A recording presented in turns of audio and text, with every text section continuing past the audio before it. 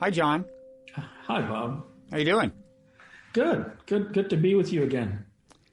Good to be with you. Let me introduce us. I am Robert Wright. This is The Wright Show, available on both streaming video and via audio podcast. You're John Thatamanil, professor of theology at Union Theological Seminary. And I think behind you, what we see, it could be the library at Union. It could be an image of the library at Union. Now, if you tell me it's the actual library at Union, I am going to say that we should dial 911 about that guy over your right shoulder because he hasn't moved.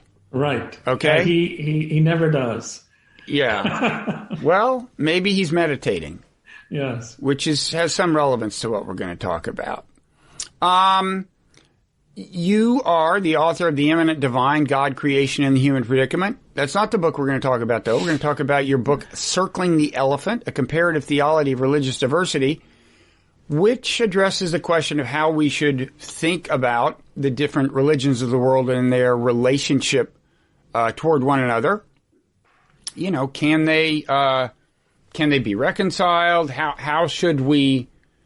what's a good metaphor for their relationship if you think they can be reconciled? Is it the case, as some have said, that they're all climbing the same mountain, but they're on different sides, but still they'll get to the top and realize that fundamentally they're saying the same thing?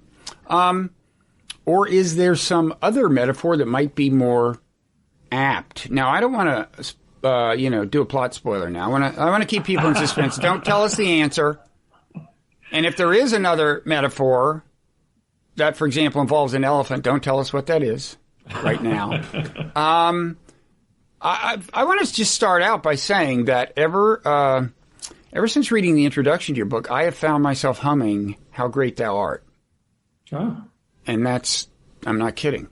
Wow. That's a song I'm very familiar with from my youth. My sisters used to play it on the piano. It's a very nice song. I was reminded of what a nice song it was. It is. It is. And I want to get around to how that figures into the introduction of your book. But first of all, why don't you tell us a little bit of the story about yourself that you tell us in the introduction to your book? Your own, you come to this question from a very I would say unusual vantage point in terms of your own religious development. You want to talk about that? Sure. I find myself pondering whether it's unusual. Certainly, it strikes one as unusual, but I think increasingly people are probably becoming more like me, and that's specifically referring to the sense that many more of us are shaped by not just reading about, but actually practicing more than one strand of one tradition. So that's what you mean, I think, when you say unusual. Now, it's true that my own journey has... I also mean that given the country where your family's religious tradition was acquired, it's not the tradition one would guess. But go ahead.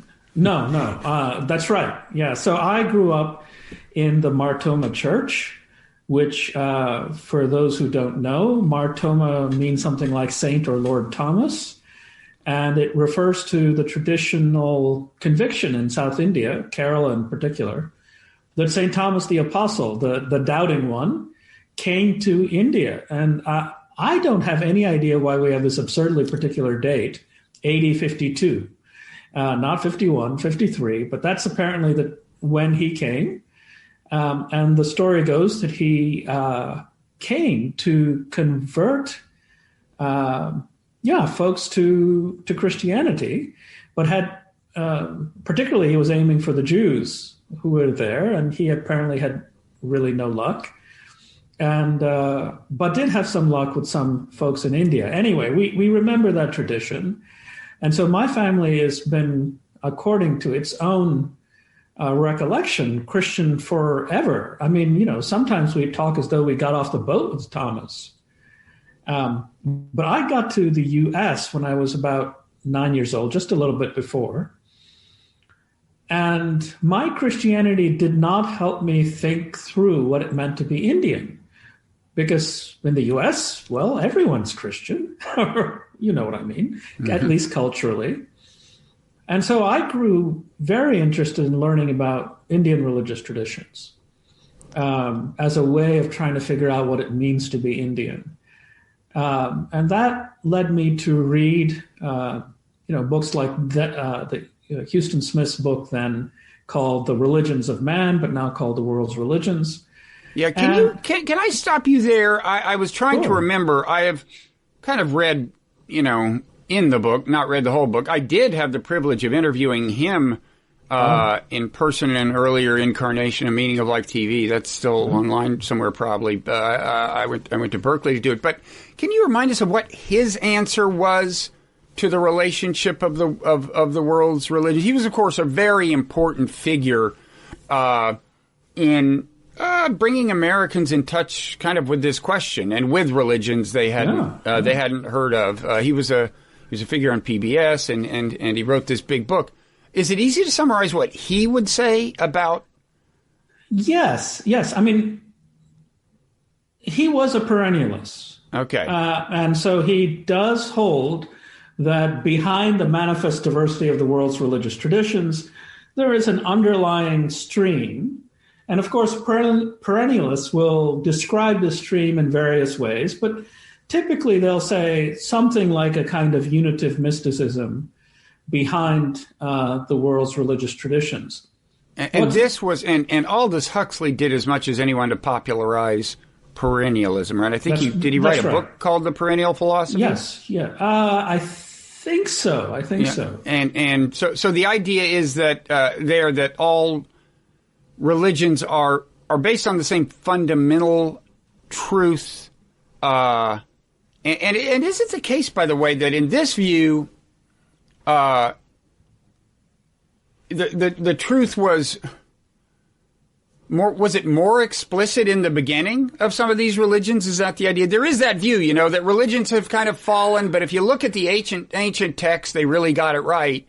I don't know whether that is if that idea is associated. That idea is not inherently associated with perennialism, right? No, it doesn't have to be. Okay. It can be, but doesn't have to be. But there is this idea that there's something, the Godhead, the ground of being, ultimate reality, something that they're all about. All the religions are like about a person's relationship to this thing, and they all fundamentally are about a kind of discovering a kind of unity with that thing, with divinity, with whatever, right? Right. I mean, there'll be slight variations, but generally you have that exactly right. And the emphasis will be on something like accessing ultimate reality by means of a unitive experience of some kind, typically classed as mystical. Okay.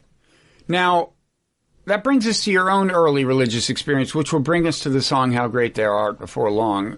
You write that when you went to college, you said your religious life was full, quote, not because I was given to extraordinary religious experiences, but rather because I had a continuous felt sense of divine presence. You want to elaborate on, sounds nice. You want to elaborate on how it feels? I mean, I'm open to you cultivating that in me. Well, that's partly what I tried to articulate.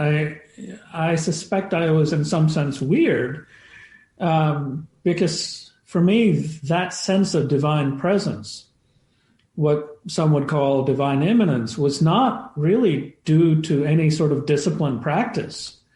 It was not like I was, a meditator then. It was just part of my own experience of life. I didn't have to ask, does God exist? And it was not clear to me that even the word God was quite the word I was looking for, but just a sense of presence that was always with me. And I think before I started doing religious studies as a major, I wouldn't have the categories to say words like immanence or transpersonal presence or anything fancy, but just a real sense of never being separated. I guess, the classical mystical statements like, from the biblical tradition, in whom I live and move and have our being, right? God is the one in whom we move and live and have our being.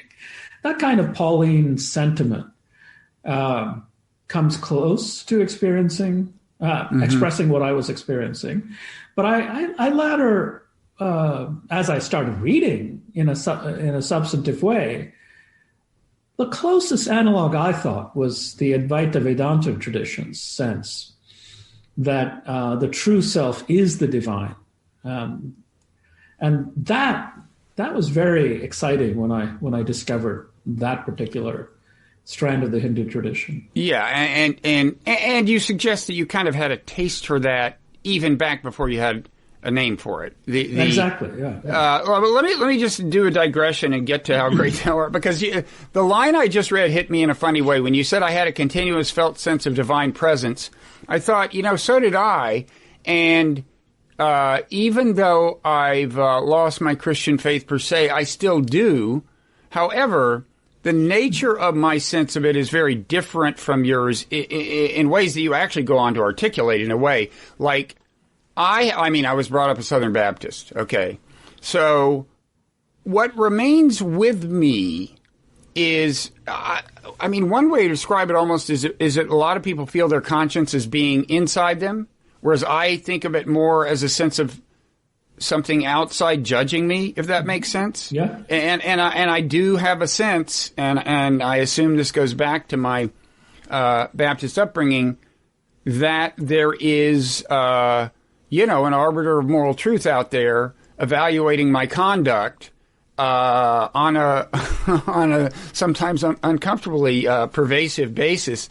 And so I thought that, and then you went on to kind of explicitly distinguish your sense of divine presence in college from a sense of external divinity. You write, what mattered is not that God forgave me from without, but that God was present within. And then you go on to say, and yet kind of ironically, your favorite hymn wasn't "It Is Well With My Soul," which is more about the internal, but rather "How Great Thou Art," which is more of an old-fashioned a tribute to a God out there, which is the song I remember so clearly. Yeah. So this all made total sense to me, even though my experience was very different. I think what's exciting about this kind of subtle reference to hymns and how experience feels is that even within one tradition, and this is a theme in the rest of the book, there are different ways of being Christian. Totally. And this strong sense of a moral judge external to one is one feeling, one particular traditional position. It didn't do much for me, and it was never a resonant part of my experience. Well, do you think it wasn't really taught to you? It didn't do much for you because it hadn't really been imbibed in you? Oh, we had enough of an evangelical sense that that picture was certainly there. But that "How Great Thou Art" song isn't about, an omnipotent Santa checking up on you. It does have a strong sense of transcendence, but there's also a bit of nature reverence in it. Where you see God in all things, and there's a grandeur in nature that calls to mind its creator. Mm-hmm. So there is a sense that God's not to be reduced to some internal feeling or intuition. So transcendence is there, but it doesn't have the sort of moral judgy quality to it. No, it doesn't at all. It's just, I just meant, it was just interesting to me that you happened to chose as representative of a more external conception of God, a song that was so familiar to me. My sisters played that endlessly. I don't know if I've ever told you, Bob, but, when I got to the U.S. and I was introduced to evangelical hymnody, my first thought as a young kid was, oh, somebody translated this from Malayalam into English, Malayalam being my mother tongue. And then probably within a few minutes, I came to realize, that might not be the way this works. So, I mean, the Church Missionary Society of the Anglican Communion had a significant role in its sort of British presence. So there was a kind of evangelical infusion into my South Indian Christianity. Mm-hmm. So a lot of these songs that, were familiar to me in Malayalam. And then I got to the U.S. and, as I said, I thought somebody had translated it from Malayalam. So yeah, you clearly had not yet absorbed the American exceptionalism that I hope you've since. Oh yes, hope has since become second nature to you. So, of course, okay. So we mentioned we made a reference to the non-dual, to Advaita Vedanta. Advaita Vedanta is, Vedanta is refers to. Well, how would you say it? It's a part of Hindu literature and tradition and thought. And Advaita literally means non-dual. Right. And so what do you mean when you said you had well first of all, describe the non-dual and the significance of the non-dual before I ask you how it felt in this in its kind of inchoate form when you were younger. Yeah, non-duality refers finally to the claim that even if one encounters God in a kind of traditional theist way, that isn't the final or truest thing to be said about ultimacy. For the Advaitin, the true self, properly understood, is divine. And so the divine is not a being over or against me, standing external to me, but is my true self. Mm-hmm. And that true self is not understood to be the body or the mind, but typically understood to be the light of consciousness that illumines the mind. So consciousness itself then becomes ultimate reality, or one of ultimate reality's guises. Mm-hmm. And there is no difference between that and who you truly are, and hence non-dual.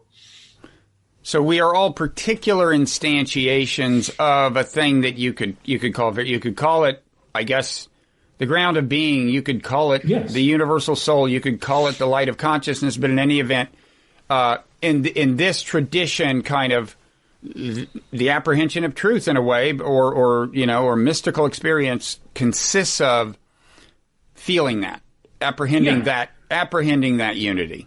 That's right, and.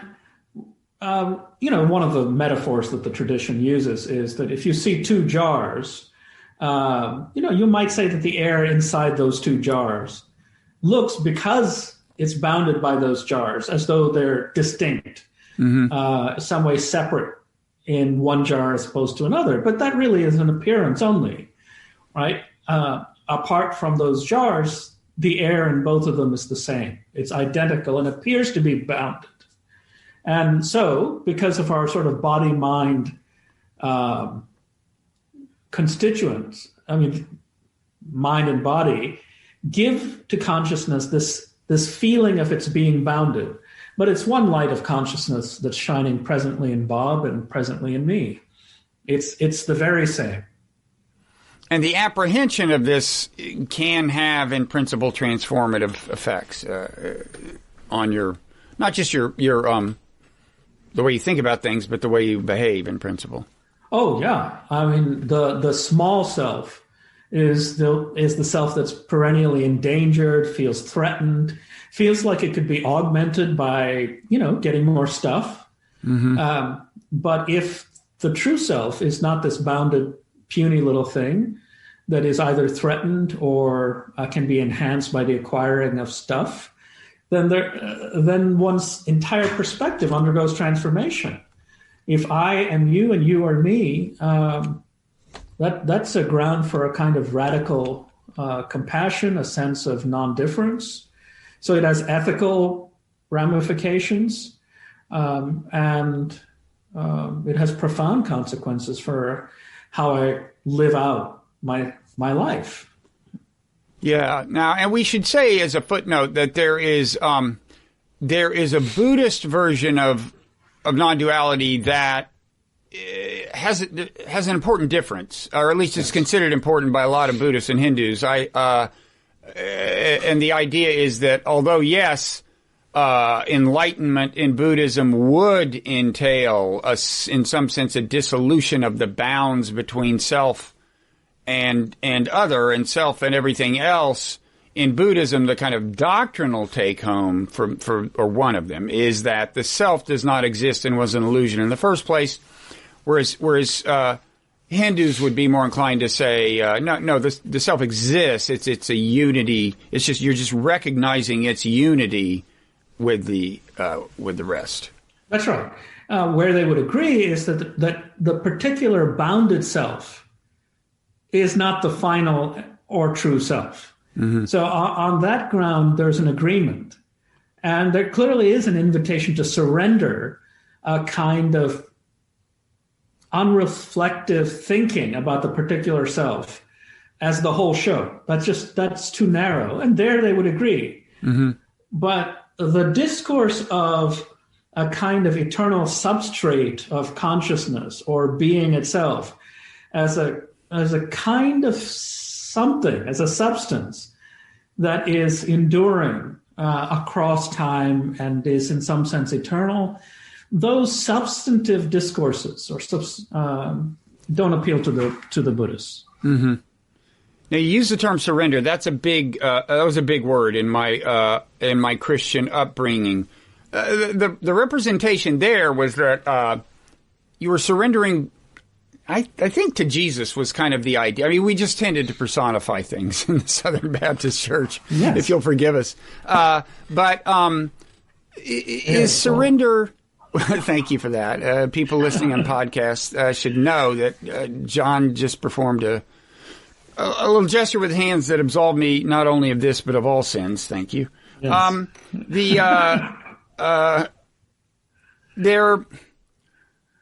Well, let me just, so surrender brings in this view is associated with salvation. Surrendering to Jesus is to attain salvation. That's the way we had it. And the reason I want to bring the word salvation up, I mean, I have two questions, I guess. Is the word surrender in the Christian church? You just used it in an Eastern context.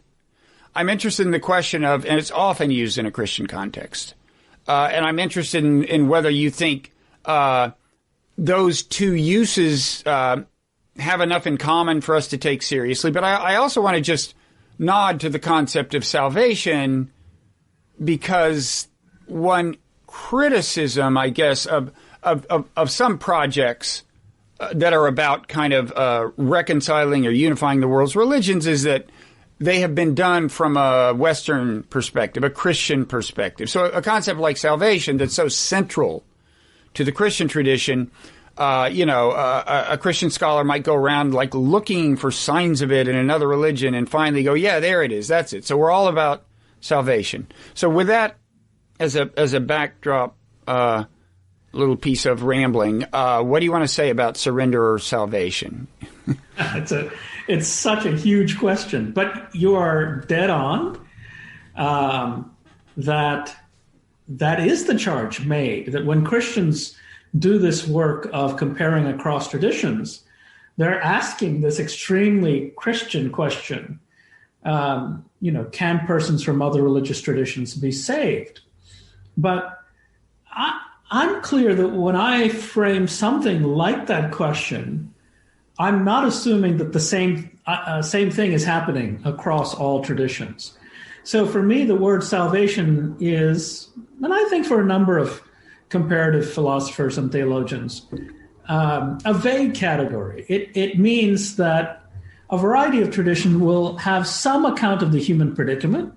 What is it that's screwed up about us? And how might that be healed in some fashion or overcome? And of course, there will be differences about how optimistic a particular tradition can be about, can we ever be non-screwed up? Can we be totally transformed? So the word salvation for me then becomes a kind of neutral category that I use to think about what a particular tradition says is the human predicament and how that human predicament is overcome. I don't assume that the same process or the identical process is happening in, or even that the same problem is identified as the root problem. Right. Yeah. So some would say that's a pretty generic conception of at least of similarity of religions, at least along this one dimension. They're all dealing with the human predicament, but you're saying they don't necessarily agree on what the human predicament is. I mean, with Buddhism, we might say they seem to identify suffering as the human predicament, and being deluded. It's like suffering is the symptom, delusion is the cause they discover, you might say. But how much variety is there?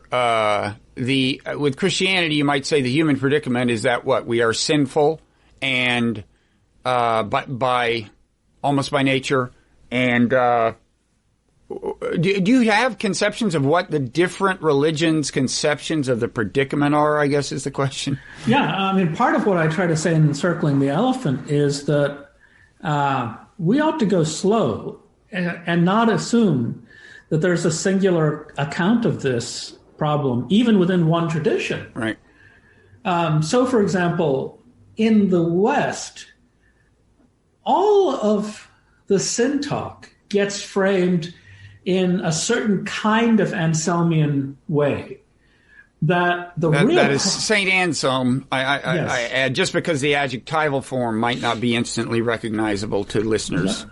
That's right, 11th century, if my memory is correct. Right. You know, that particular analysis, his particular analysis, and I would say, since most of us don't read Anselm, it's not Anselm's particular analysis, but Anselmian in the loose sense that influenced by him, we have a sense that what's wrong with us is that we have incurred a debt to the infinite because we've offended the infinite, and so the debt is infinite. The only way an infinite debt could be paid is by the infinite itself. No finite being could pay that debt. And so the infinite had to become finite in order to settle the debt on our behalf graciously. So by dying on the cross and settling accounts. Exactly. And that particular account of the human predicament is extremely Western. The church managed to do without it in the West or the East for 11 centuries before Anselm came along. And so the idea that this way of construing the human predicament is the way of construing the human predicament, even for Christianity, isn't quite right. Yeah, well, certainly one thing that occurred to me while I was reading the book was the question you're asking about the relationship among the religions could be asked about the relationship of different manifestations of a given religion. I mean, I've looked at Buddhism in some of my own work, and geez, I mean, I don't know how long it would take to have a mastery of the different, even pretty well articulated different Buddhist traditions. Yes, and they debate each other. Yeah. And so they certainly seem to think that something is at stake in those debates that can't be sort of, wiped away in some generic account of what Buddhism is. Yeah, and you have you spent a certain amount of time on the concept of emptiness in Buddhism, but that's much more salient in Mahayana Buddhism than Theravada Buddhism, although I think implicitly it's an important part of Buddhist doctrine pretty much across the board. But even there, if you ask what are the two most fundamental concepts you can think of in Buddhism, the two or three, well, a couple would be not self and emptiness, and yet a lot of Buddhists wouldn't necessarily recognize emptiness. Yeah, and that's why I take to these kind of homespun metaphors that I might have mentioned in previous conversations between us, that thinking of a religious tradition as akin to a pantry or a spice cabinet. Your home has a particular set, and out of that you assemble hopefully nourishing and tasty dishes. A tradition is like a 2,000-year-old, if for Christians, pantry and spice cabinet. And to some extent, every Christian takes down certain ingredients out of that pantry or cabinet and cooks up a particular version of Christianity. And just as any English language user has a particular vocabulary, not all of English, right? I mean, you don't speak English. You speak a particular delimited set of vocabularies and gestures, linguistic gestures that you use to do the English thing. So likewise, in the cooking example, I cook up something Christian, and my version of Christianity might not taste anything like the version of Christianity that a 4th century church father might have cooked up. I think there's some continuity. If there wasn't, there might be some issue. Mm-hmm. but the variety is so huge that you can't just be Christian in a generic or all-inclusive way. There's just too much in the Christian pantry, and you can't possibly cook with it all or be faithful to it all. It's just not possible. So we all make selections from our particular traditions. And the weird thing is, right, and this is the thing I suggest, certain versions of the Christian dish might actually taste rather like certain versions of the Buddhist dish. So, for example, if you have a unitive mystical framing of the Christian tradition, say influenced by Meister Eckhart, you sound very familiar and even resonant to certain forms of Buddhists. Right. So even if you don't draw anything from another pantry, you can sometimes be a particular kind of Christian that's quite resonant with a Hindu or a Buddhist. Okay. So what a generalization you would make is that all religions identify what they see as the human predicament and have a way of addressing it, dealing with it. You wouldn't go so far to say that salvation is at the center of all of them. Although you could say that Buddhists would like to be saved from suffering, but still, you say that on balance it's too much of a stretch.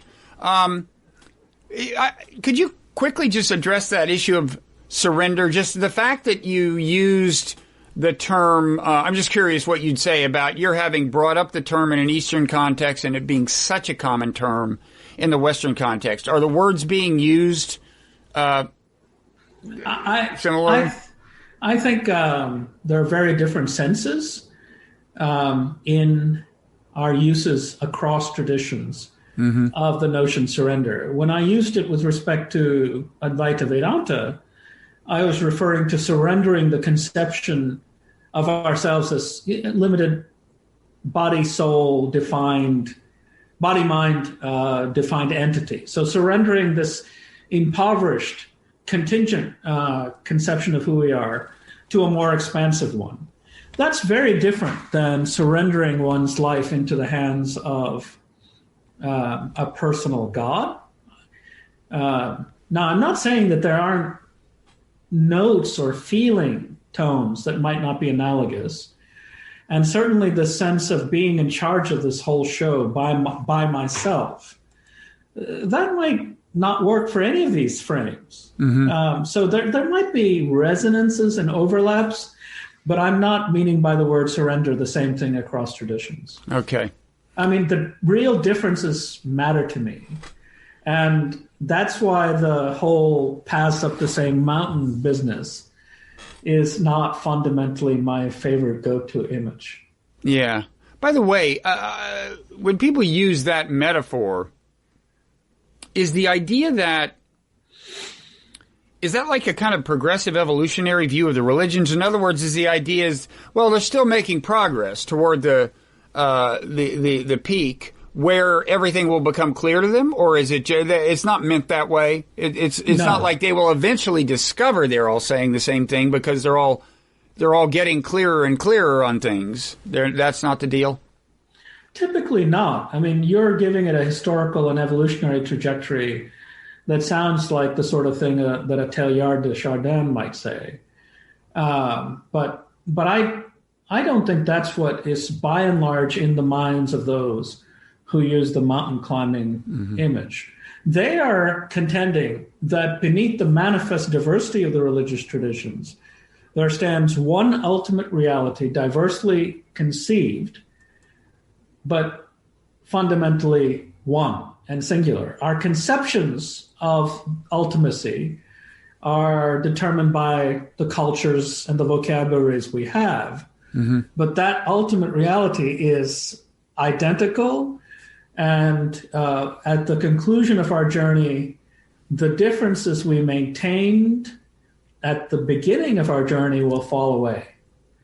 And we will have some conception of ultimate reality as the self-same thing.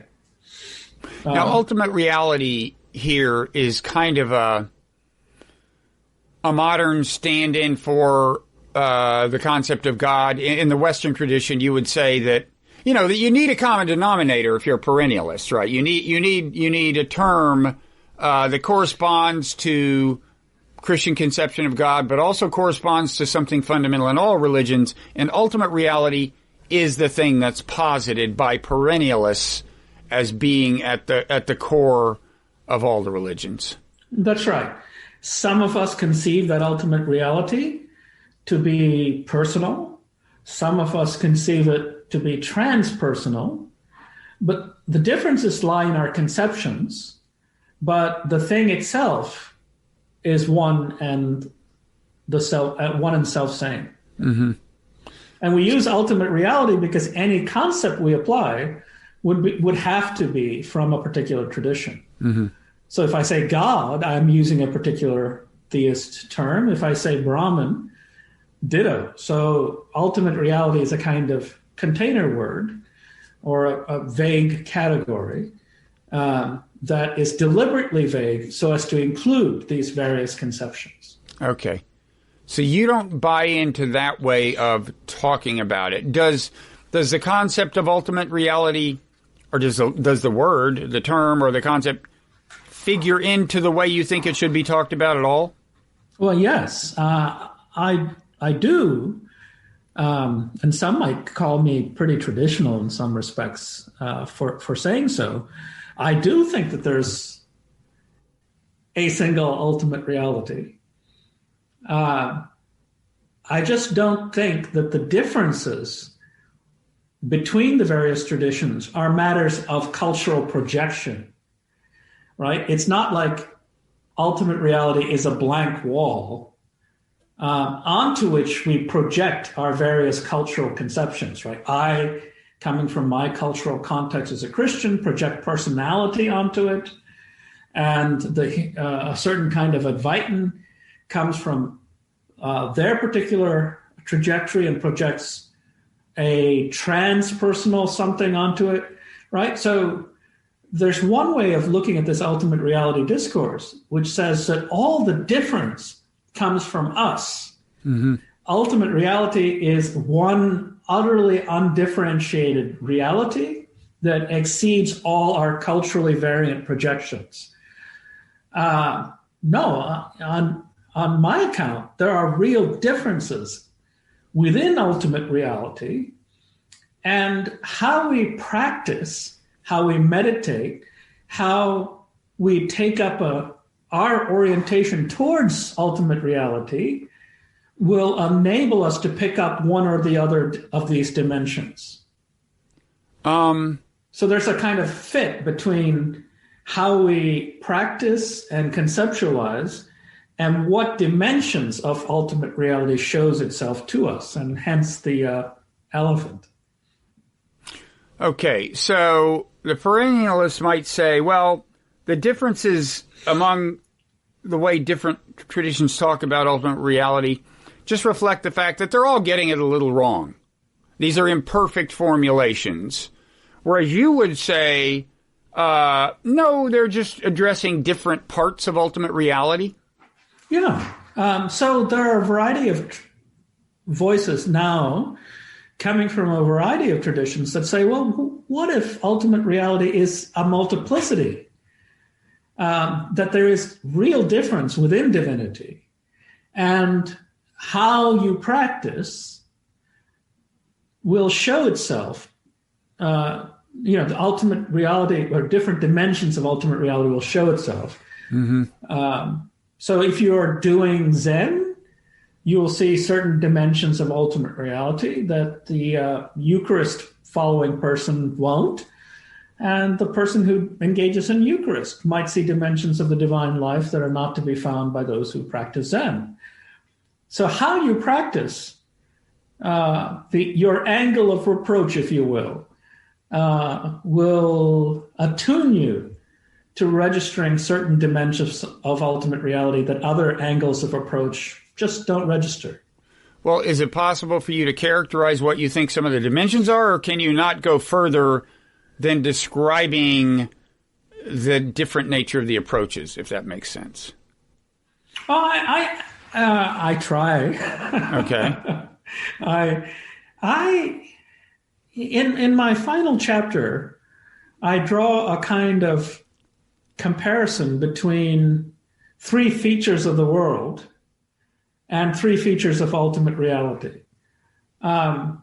So one of the features of the world that I take to be fundamental, and different strands of religious traditions groove onto this, is the sheer wonder that there is anything at all. So there is this astonishment that anything whatsoever exists. Mm-hmm. And this is sometimes captured in the phrase, why is there something rather than nothing? Right. So that's one. I look out my lovely office window.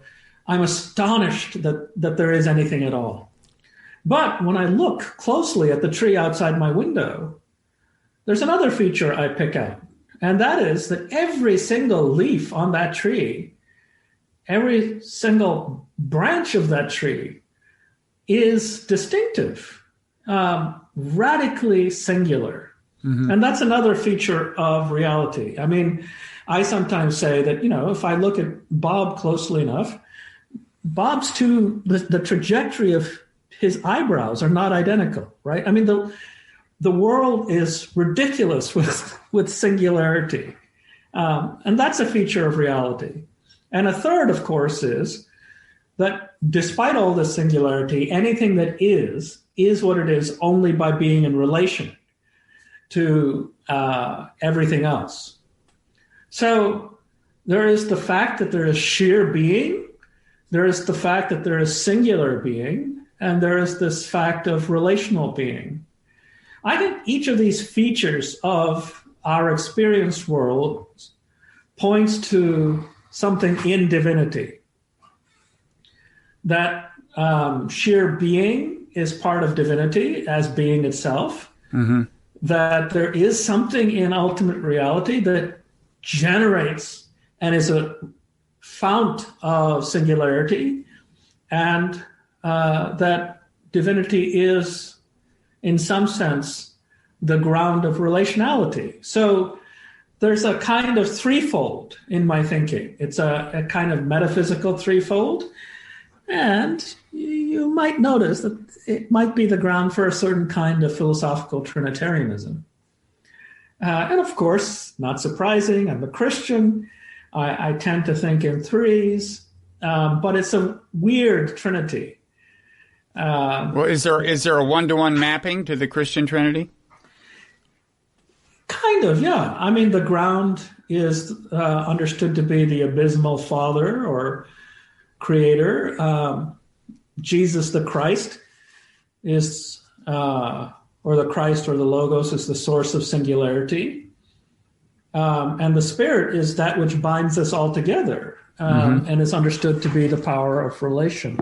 So those are God the Father, the Son, and the Holy Spirit would correspond to the wonder Yes. at the wonder at being, and correspondingly the wonder at sheer being. Singularity or particularity, the kind of the fact of distinction almost, and then relationality being represented by spirit being this kind of pervasive, I don't know, binding thing or something. Right. And I'm mindful that the way Christians think about this threefold is just one way that others come at the same thing. So I think relationality is what Buddhists are trying to get at when they're talking about praditya as being the same thing as shunyata, that there's not the slightest difference between form and emptiness. Right? That way of talking about things is an attunement to relationality. Advaita Vedanta is grooving on this ground distinction. And most of our theistic traditions, East and West, they seem to insist that there's some sense in which the world cannot be collapsed into divinity, that the distinction matters. Not just the distinction between God and world, but also the multiple distinctions of the world itself. And to flatten all those distinctions out would be a loss rather than a gain. So I think all three of these perspectives matter. And I think all three of these are really grounded in the divine life, although the different traditions will give different accounts of how that is. So you had, notwithstanding what we said earlier about your kind of college years being characterized more by an ongoing religious sensibility than a single transformational experience, you did have one big notable experience, religious experience back then, had to do with nature and so on. Do you want to describe it and tell us how it relates to any of these dimensions? Yeah, it relates in my mind to the third. I was just, as I say in the book, I'm reluctant to even call it mystical. I suppose it's the sort of thing that gets put into that hat. But I was just walking across campus at Washington University in St. Louis, where I did my undergrad. This is my promotion for my alma mater. It's a good school. I had a great time. And I was walking to the library, Olin Library, and on the way there, on a path I've taken multiple times, so nothing really different, I had a very clear awareness that in this moment, my sense of me as in here and the world as out there fell away. Mm-hmm. And this sense of me as a bounded self separate from everything else, that sort of sense of boundedness, that fell out. Let's just put it that way. And then a feeling of proximity, of utter nearness to the trees, the bushes, whatever there was that I typically think of as in some felt sense outside me, was no longer felt in that moment to be outside me. So that's a non-dual experience. That's in Hindu tradition, Advaita would be the term. Well, but it's not really an Advaita experience, because it wasn't an experience of unity with some ground. Mm-hmm. It was, shall we say, a horizontal non-duality. I think of Advaita, and my Advaita colleagues may say, John, that's really too narrow. But typically, Advaita senses of non-duality have a vertical feeling to it, that you and the ground are one. This was a kind of lateral or horizontal feeling of unity, me and the world were one. So it wasn't me with being itself or Brahman. It was me and the world that I think of as outside me. Yeah, I've had the kind of experience you describe. I mean, like at a Buddhist meditation retreat. I don't, not often, but very much the sense that the thing I remember is feeling a tingling in my foot and hearing a bird sing and feeling that I didn't really feel that the tingling was any more a part of me than the bird singing, or the bird singing was any less a part of it. It was very that resonates with you as your exactly. Yeah. That has your particular flavor of how it felt to you, but that's exactly the kind of thing I mean. Yes.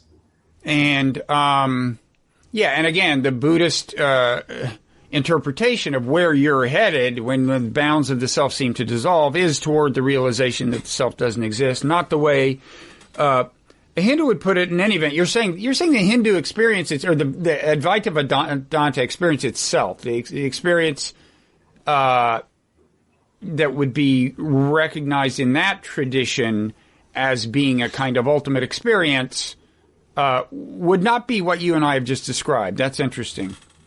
I don't think so. Now, again, these traditions are vast repositories, and I would suspect that it would be foolish of us to make completely encompassing statements about these things. I talked once, I've had a couple of conversations on this platform with a guy named Gary Weber who has done a lot of work in Buddhist and, other Eastern traditions, certainly including Advaita Vedanta. And he's definitely kind of at some point crossed the threshold that I did not enduringly cross. But I think I believe he's one of the people who described the feeling as, when I said, well, don't you feel like there's this realm of consciousness and that's the perspective from which you're viewing the world?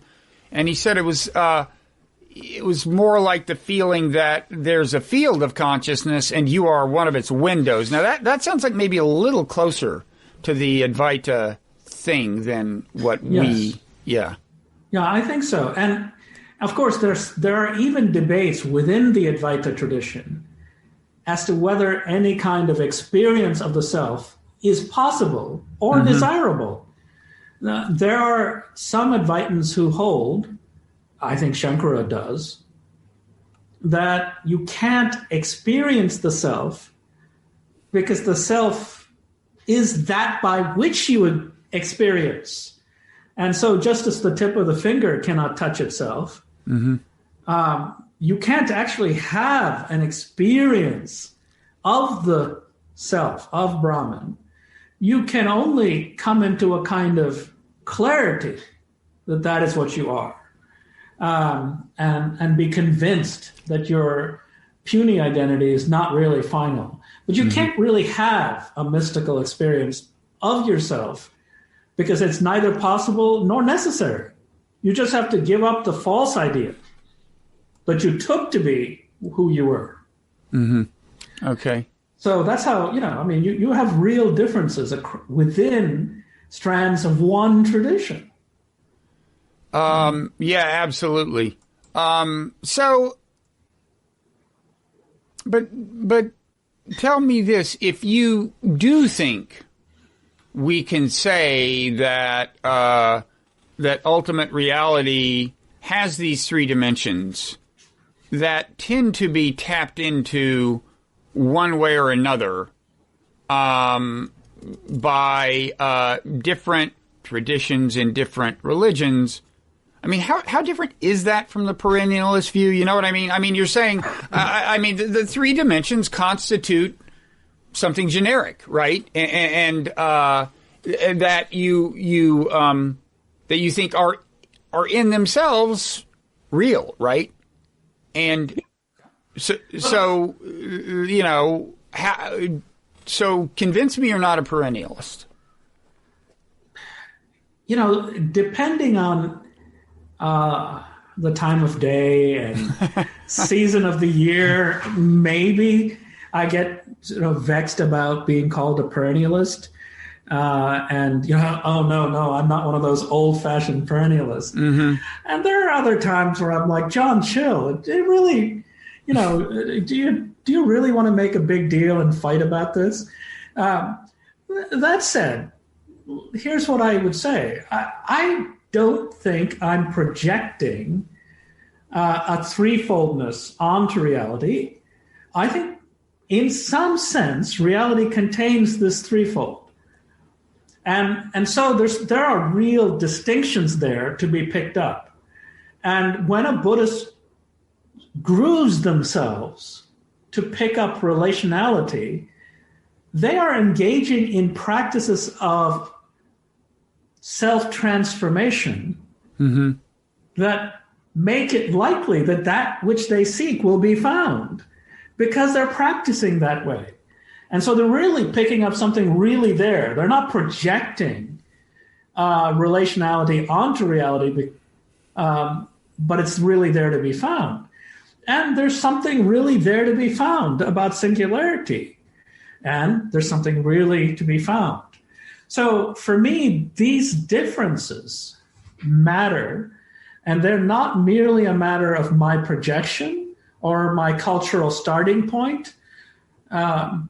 So that's why I don't think a kind of old school perennialist. I think most old school perennialists, to me, sound like they're all ground people, right? That they're really, if you ask them, well, which tradition gives the most satisfactory account of what you take ultimate reality to be like? I think most perennialists are closet Advaitins. Well, I believe Aldous Huxley was. Yes, I think Huxley was. So I'm not, right? I'm not a closet Advaitin. I am an Advaitin with respect to picking up this ground-like dimension of ultimate reality. Mm-hmm. I'm a Christian in a very robust sense when I make this affirmation of singularity and the distinctiveness of all things, including the distinctiveness of that one particular first century Jew. And I'm a kind of Madhyamaka person when I grew up. Madhyamaka meaning? Madhyamaka Buddhism, in the sense of saying that really there is no ultimate reality behind the scene somewhere, like Brahman, but that the ultimate reality is just this world seen rightly as relation. Mm-hmm. Right. So when I open up to just this world, but minus the sense of separation, of boundedness, that's the only world there is, and that world is wholly relational, wholly in both senses. Relationality is the holy. With a W and without? Yes, yeah.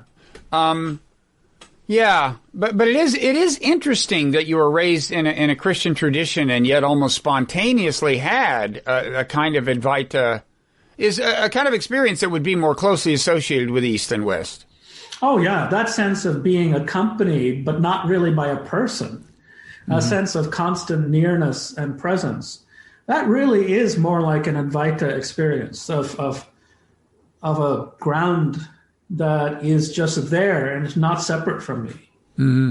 And I don't know why that is.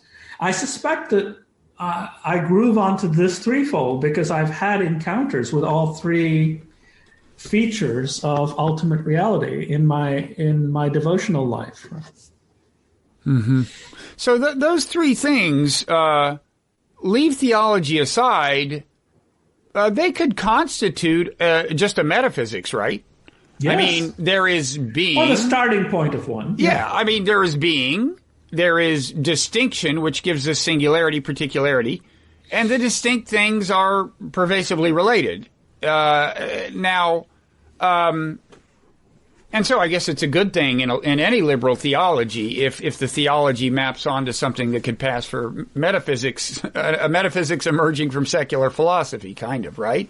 Yeah, I mean, in the book, I suggest that my position might even be articulatable as a kind of naturalism, right? I mean, I can imagine a certain kind of person who comes from no particular tradition grooving onto this threefold and saying, yeah, these are real features of reality, and boy, they're marvelous, and I am deeply resonant with them, but I don't say that they speak to something else called divinity or ultimate reality. These are just three features of reality that any of us can experience and groove onto.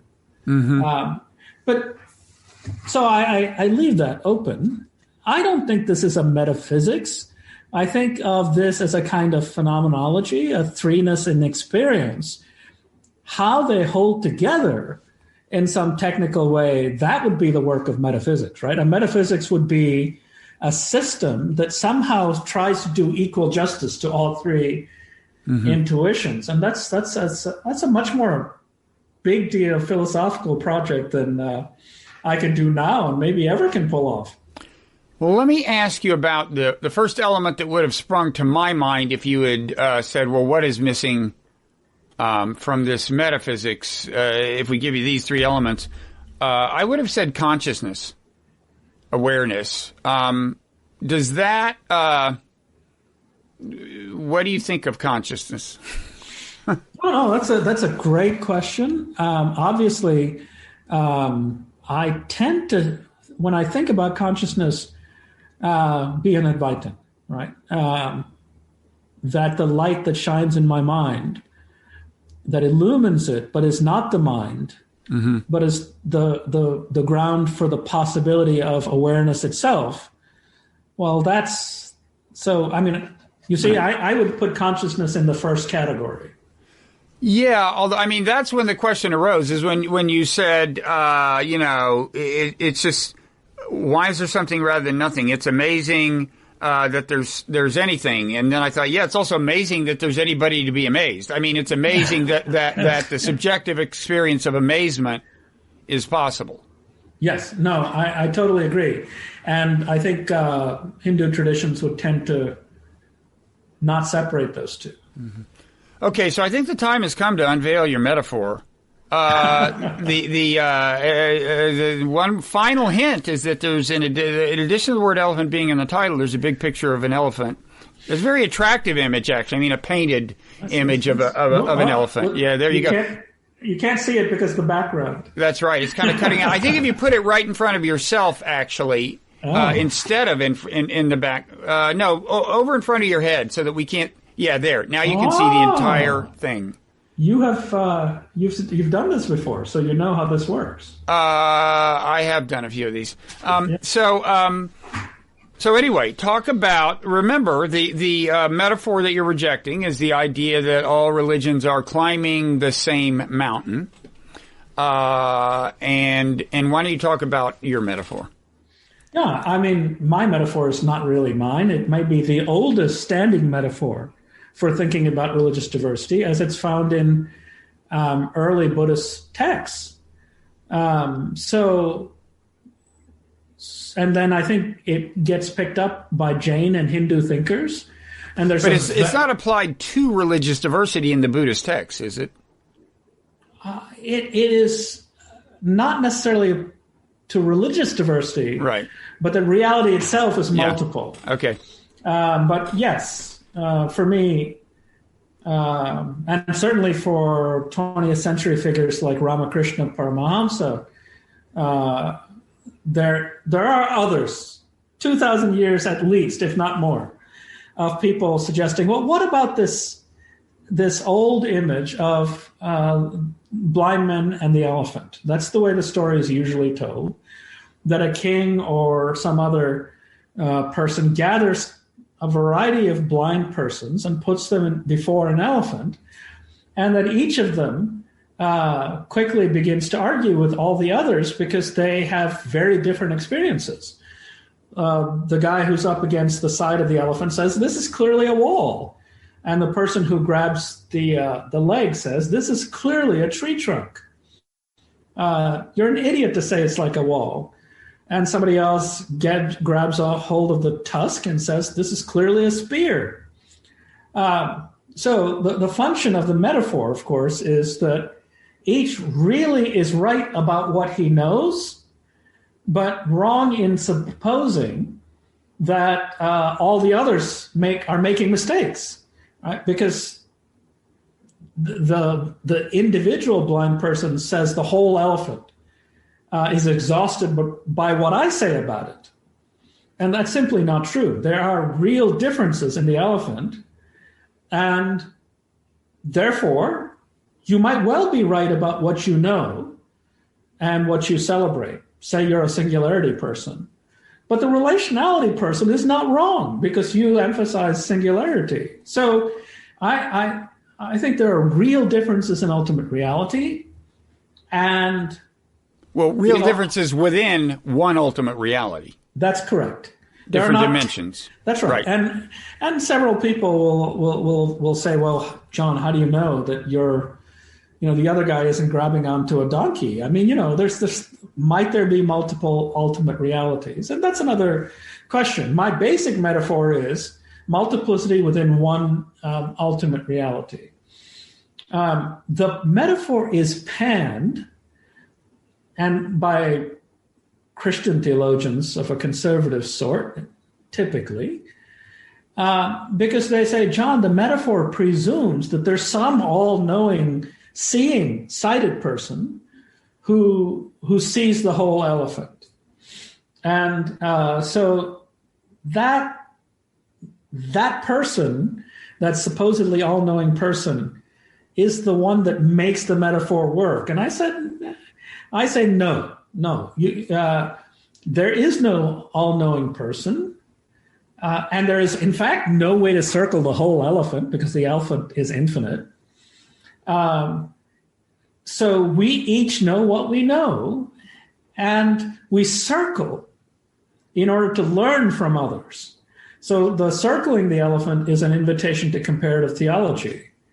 Actually study other traditions, not merely in textual form, but I think at least some of us are called to practice as others do, not merely to theorize, but to go join a sangha and learn what can be learned only by sitting as Buddhists do or chanting as Hindus do, and come into a bodily knowing of ultimate reality through the embodied practices and disciplines of other traditions.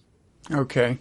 And so you do that. I noticed, I'm still on the email list. I was a visiting professor at Union for a while, and I'm still on the email list. And I noticed you're leading, I guess, online meditation sessions So that's part of your... So how would you describe your religious practice overall? What are its constituents? Its trans-religious constituents? Yeah, I mean, my home ground remains deeply and profoundly Christian. I'm a regular Anglican/Episcopalian and worship in Anglican communities that are my home, and teach, preach, and function as a theological leader in my Christian in the Christian communities to which I belong. That's in some ways my home and my ground. But I have studied with and continue to read the Upanishads with Hindu teachers, and my Hindu teacher is Swami Paramarthananda, who is based in what is now Chennai. I still consider him my teacher, even though it's been now 4 years since I've seen him in person. One doesn't get to India very often these days. Or anywhere. And but I also am deeply shaped by and practice in Tibetan Buddhist communities that have a bit of an Advaita feel, specifically the Nyingma tradition, but also strongly emphasize this sense of relationality. So I remain grounded in all three, but I suspect I read the Hindu and Buddhist traditions, I mean, as my Trinitarian metaphor suggests, from my situatedness in my Christian skin and home. Does that make sense? It does make sense. And I applaud you for, maintaining contact with so many traditions in an actual practical way.